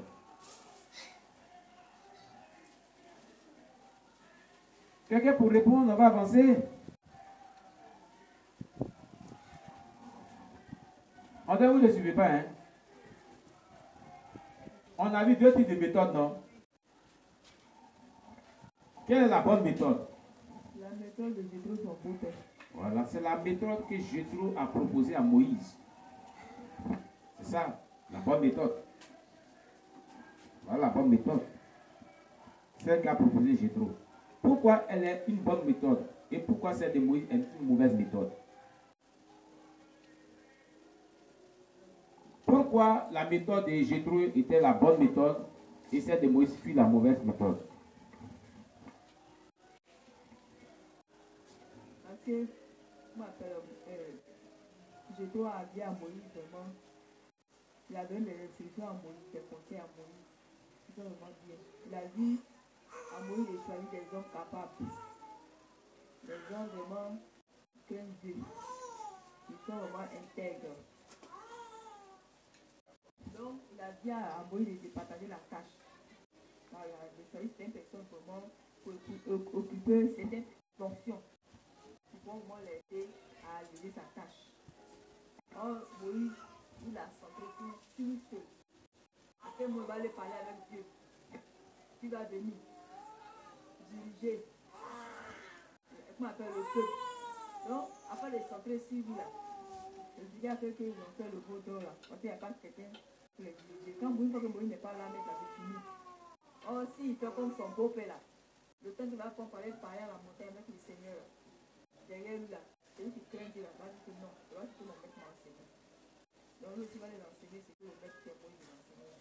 D'accord. Ce que tu as dit, c'est vrai à une partie, mais c'est avant le veau d'or. Voilà, avant le veau d'or. C'est avant. Voilà, avant. Avant qu'il ait déjà établi le veau d'or. Moïse n'avait pas encore établi le veau d'or. Voilà. Amen. Voilà. Oui, pourquoi la méthode de Moïse était mauvaise et la méthode de Jéthro était bonne? Qui peut dire le pourquoi? Vous avez parcouru l'étude ensemble. La méthode de Moïse était mauvaise parce que Moïse travaillait seul. Oui. Et en travaillant seul, il pouvait être épuisé, trop fatigué. Il était épuisé. Il était épuisé. Et puis il épuisait même le peuple aussi. Voilà. Comme le dit le verset biblique. Et la méthode de son beau-père est bonne parce que ça permet à Moïse de pouvoir se concentrer sur Dieu et de pouvoir répondre aux vocations de Dieu aussi. Amen. Amen. Alors, c'est ce qu'on a dit. Celle de Jéthro est bonne parce qu'elle allège la tâche de Moïse, non seulement, mais elle permet au peuple de s'engager à servir Dieu aux côtés de Moïse. Alléluia. Celle de Moïse n'était pas bonne parce qu'elle épuise Moïse lui-même et elle épuise aussi le peuple. Et Jéthro l'a dit. Il dit, que fais-tu là avec ce peuple-là? En siégeant seul depuis le matin jusqu'au soir. Tu épuises toi-même et le peuple. Amen. Pourquoi la méthode de Moïse était mauvaise? Parce qu'elle était au-dessus de ses forces. Et que seul Moïse ne pouvait pas faire l'œuvre de Dieu. Amen. Amen. Dans quel verset se trouve le résultat de la bonne méthode, c'est-à-dire celle de Jéthro? Dans quel verset de Exode chapitre 18 se trouve le résultat de la bonne méthode, celle de Jéthro? Dans quel résultat se trouve? Dans quel verset se trouve le résultat de la bonne méthode que Jéthro a conseillé à Moïse?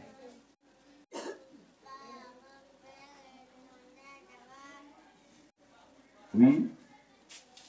Dans quel verset biblique? Dans le verset 23. Amen. Voilà quelqu'un pour lui. Le verset 23. Si tu fais cela et que Dieu te le commande, tu pourras s'initier. Et tout ce peuple arrivera heureusement en ce lieu. Amen. Amen. Quelle attitude Moïse adopta face à la méthode de Jéthro? Quand Jéthro lui a conseillé cette méthodologie-là, quel a été son comportement? Qu'est-ce qu'il a fait? Qu'est-ce que Moïse a fait? Oui. Quelle attitude qu'il a adoptée? Dans le verset 24, et Moïse obéit à la voix de son beau-père. Très bien. Tout ce qu'il avait dit.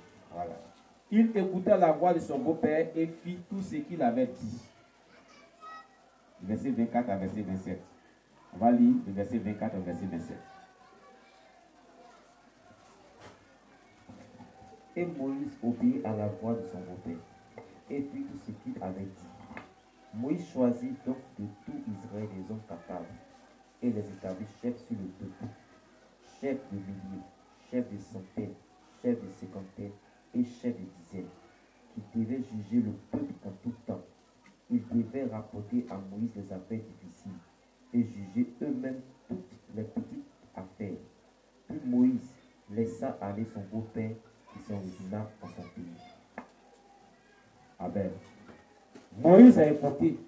Aujourd'hui, comme l'a dit maman pasteur le dimanche passé, les gens établissent des personnes qui n'en peuvent même pas d'abord les conditions. Et lorsque ces personnes leur donnent aussi certains conseils, ils refusent. Et on établit des gens comme responsables de l'église. Lorsqu'ils donnent les conseils, on refuse de vouloir les écouter aussi. Un homme de Dieu doit écouter les membres du conseil de son église.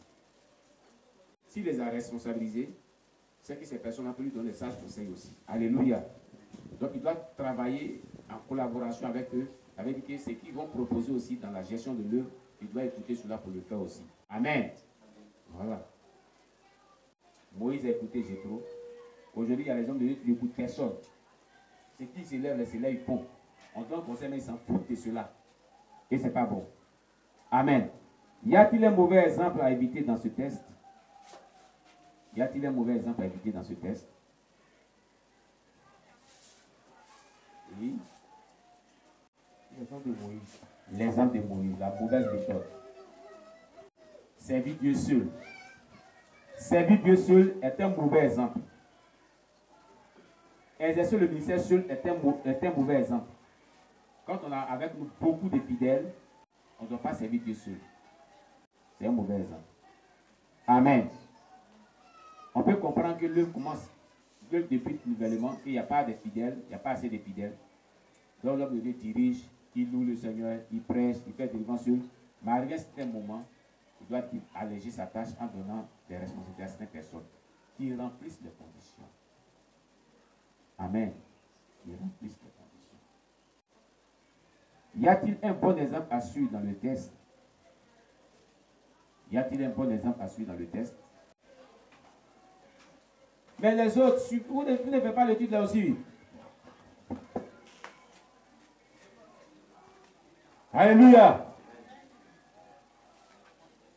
Quelqu'un d'autre n'a qu'à répondre. Y a-t-il un bon exemple dans ce test? Le bon exemple, c'est l'exemple, la méthode de Jéthro. Très bien. Le bon exemple, c'est la méthode de Jéthro. Voilà, il y a un bon exemple, c'est la méthode de l'exercice du ministère et la gestion des bonnes de l'œuvre par une équipe dynamique que proposa Jéthro à Moïse. C'est-à-dire la méthode de l'exercice du ministère et gestion de l'œuvre par une équipe dynamique que proposa Jéthro, le beau-père de Moïse à Moïse. Amen. Alors, bien-aimés, quelle leçon spirituelle pouvons-nous retenir de cette étude? Qu'est-ce qui nous a marqué? Qu'est-ce qui nous a touché? Qu'est-ce qu'on a compris dans cette étude? Sur quoi Dieu a attiré notre attention dans cette étude? Sur quoi Dieu a attiré notre attention dans cette étude? Qu'est-ce qu'on a compris qui nous a beaucoup touché? Oui.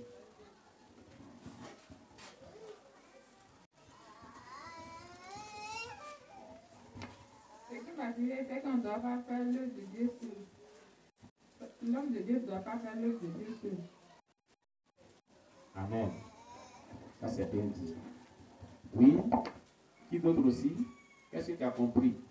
Bon, on peut dire que dans le site du ministère, on a besoin d'une équipe avec qui travailler pour voir réussir notre ministère. Parce que si on était seul, on ne pourra pas réussir ce ministère. On va des difficultés qui se sortent. Maintenant, à quel moment on a besoin de l'équipe?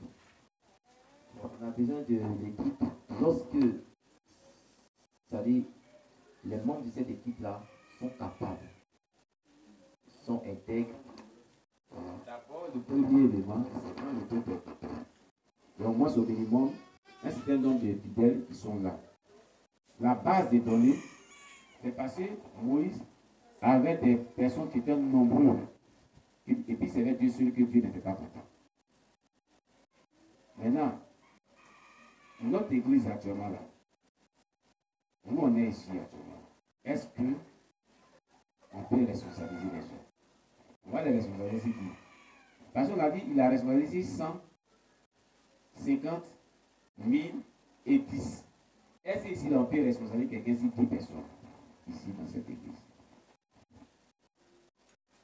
Donc voyons-nous en même temps, hein? On peut responsabiliser quelqu'un ici si 10 personnes. Au minimum. Le petit tour là c'est 10, hein? On a vu 1000, 100, 50 et 10. Est-ce que ici on peut responsabiliser quelqu'un si 10 personnes? Dans cette église, ça veut dire qu'on n'est même pas à l'état de responsabilisation. Donc si on n'est pas à l'état de responsabilisation, là, qu'est-ce qu'on doit faire?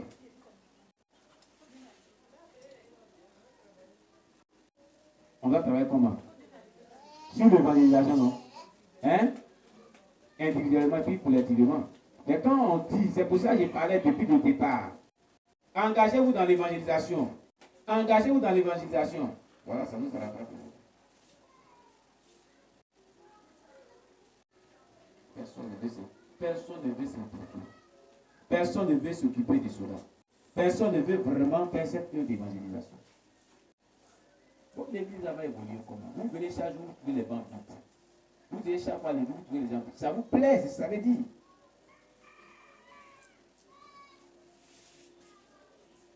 Voilà, ça vous plaît, ça veut dire vous en foutez. Vous êtes que les chrétiens de dimanche, c'est tout. Et que souvent je vais écouter la parole, ça me suffit, c'est fini. Qu'on soit beaucoup ou pas, je m'en fous. Vous allez rendre compte à vous. L'évangélisation n'est pas confiée à l'homme de mission.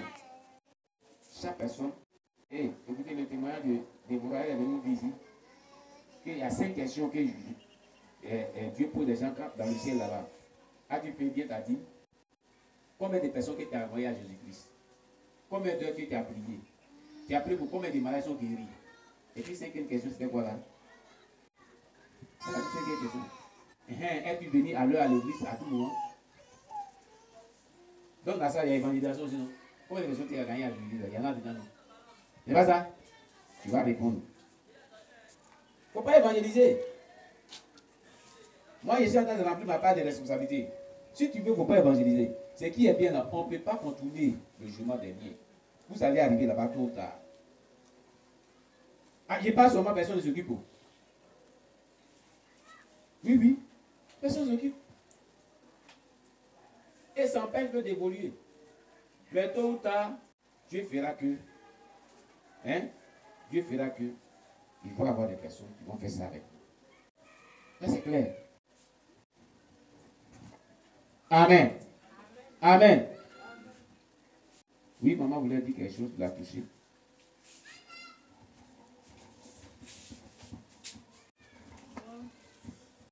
Ce que j'ai compris déjà dans le texte que nous venons d'étudier, c'est que maman il a dit qu'on doit établir des hommes capables, des hommes vraiment intègres, les hommes, comment on appelle, craignent Dieu. Donc, moi vraiment, je veux vraiment m'appuyer à Dieu pour exhorter que nous devons être vraiment des hommes dans cette église-là, capables, intègres, qui craignent Dieu. Parce que si nous craignons Dieu, nous allons vraiment passer à la phase de l'évangélisation. Chacun individuellement comme collectivement. Voilà, quand je dis collectivement, on est comme dans nos quartiers les deux. Nous on est tous ensemble souvent. Donc on peut faire un programme pour dire que ce jour-là on ne travaille pas. Mais à telle heure-là on ne travaille pas. Dans le quartier là on va évangéliser. Même si c'est une porte, à chaque fois qu'on ne travaille pas, on arrive à faire quelque chose. L'évangélisation qu'on fait, c'est pas en même temps. En même temps, tu peux gagner une fidèle qui est lui qui n'appartient à aucune communauté. Il y a des temps aussi, tu ne peux pas. Mais afin de persévérer, même si dans la vie tu as eu 2, 3, c'est bon. Alléluia. Voilà. Et si on passe maintenant à cette phase de manière fidèle, je crois que on va arriver à ce niveau de ce qu'on a étudié. Et aussi maintenant la deuxième phase est que nous-mêmes, on doit d'abord craindre Dieu. Même si on est 2, 5 personnes, 10 personnes dans l'église, on doit vraiment craindre Dieu. Craindre Dieu comment? Dans tout ce qu'on nous enseigne là. Si on craint Dieu, on va le mettre en application. Mais dans tout ce qu'on nous enseigne, si on ne craint pas Dieu, on va le mettre en application. Voilà. Et si on ne craint pas Dieu, comment on va être des hommes capables? Alléluia. Comment on va être des hommes capables? On ne peut pas être des hommes capables. Alléluia. Parce que commencer le début de ce qu'on a étudié, c'est ça qui nous rattrape aujourd'hui. Si la première leçon, si on avait étudié, si vraiment ensemble on a mis son application et que vraiment on craignait Dieu, je pensais qu'on allait être des hommes capables. Aujourd'hui où on est arrivé là, on allait être au niveau maintenant où maintenant Dieu maintenant allait inspirer l'homme de Dieu à donner des responsabilités à chacun.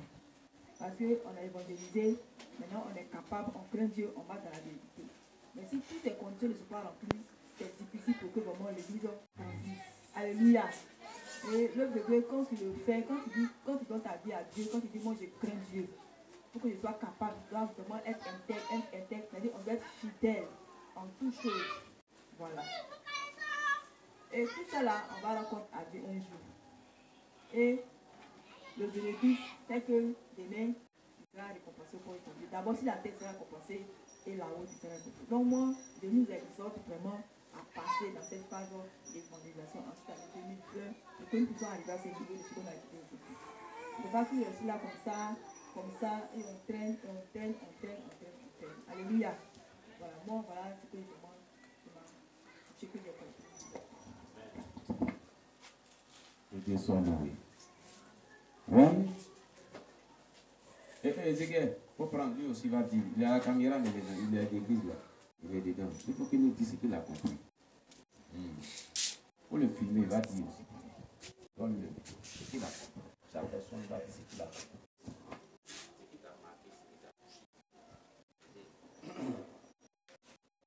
Ce que j'ai compris, c'est que nous ne devons pas être comme tout comme Moïse. On doit écouter le conseil des autres. Ce qu'il a touché, on doit écouter le conseil des autres. On ne doit pas faire comme Moïse qui a fait Dieu seul. Amen. Voilà. D'accord, il n'y a pas de problème.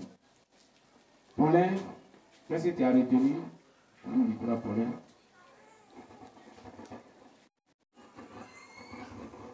Qu'est-ce que tu as touché? Qu'est-ce que tu as retenu? C'est que Dieu utilise qui il veut pour parler à celui à qui il veut qu'on parle. Et comme ça, il a utilisé le beau-père de Moïse pour venir lui donner la bonne méthode. Amen. Au nom de Dieu soit béni.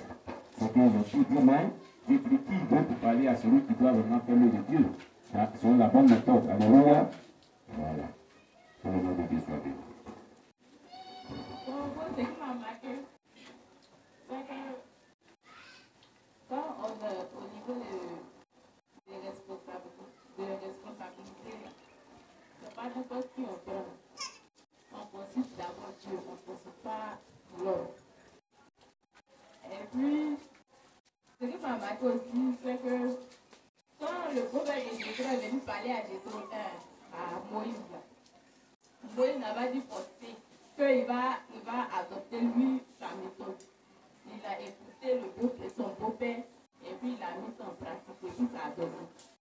Donc, souvent il y a les hommes de Dieu, quand ils responsabilisent les gens, au niveau, quand ils vont faire des réunions, c'est qu'eux ils veulent que ça soit dans l'église, c'est ce qu'ils veulent forcément, même si le fruit ne sera pas bon, c'est ce qu'ils veulent.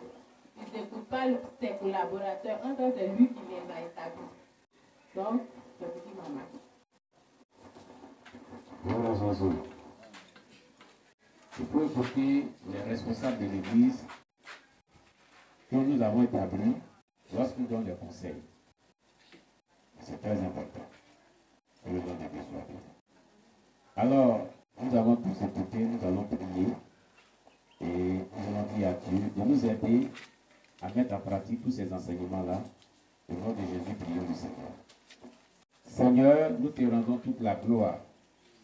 Nous bénissons ton nom, nous élevons ton nom pour ta parole que nous venons d'écouter. Que ton nom soit béni, que ton nom soit exalté, notre Dieu. C'est toi, notre Dieu, qui nous fait découvrir toutes ces leçons spirituelles.